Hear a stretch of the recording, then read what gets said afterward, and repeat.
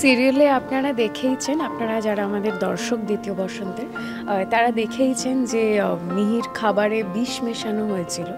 তো সেখান থেকে মিহিকে আমরা উদ্ধার করতে পারি। আমি ঠাকুরের কাছে অনেকবার বলেছি যে যাতে আমার মিহি ঠিক হয়ে যায়। আমি দণ্ডিও কেটেছি, তারপর কপালে বেলও ফাটিয়েছে, বিভৎস ব্যবসা হয়ে গেছে। তো যাই হোক, মিহি এখন সুস্থ হয়ে আছে, কিন্তু তাই বলে যে মিহির সামনে বিপদ নেই তা কিন্তু নয়। কারণ শত্রুপক্ষ এখনো অবধি মানে মিহির কিভাবে ক্ষতি করা যায় সেভাবে ষড়যন্ত্র করে চলেছে।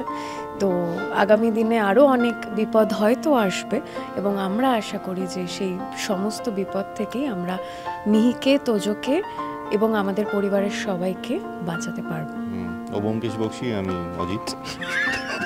আমি চুপ করে দাঁড়িয়ে আছি, মানে হ্যাঁ টাং মত করো না, ওটা তো ফেলুদা আর তপসি।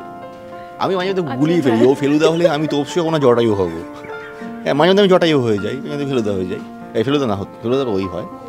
তো হ্যাঁ, এখন হাই পয়েন্ট নিয়ে কথা হচ্ছিল, আমি নিজেই সারপ্রাইজ হয়ে যাই। রোজ সকালে যদি কি হয়, আজকে আবার টুইস্ট হচ্ছে, বুঝতে পারি কি হচ্ছে, কিন্তু বেশ ভালো লাগছে। বাট স্টিল আমরা আশা করছি যে সব ভালোই হবে, এবং আপনারাও নিশ্চয়ই আমাদের সঙ্গে সেটাই আশা করছেন। তাই এরপরে কি হবে সেটা জানার জন্য দেখতে হবে দ্বিতীয় বসন্ত।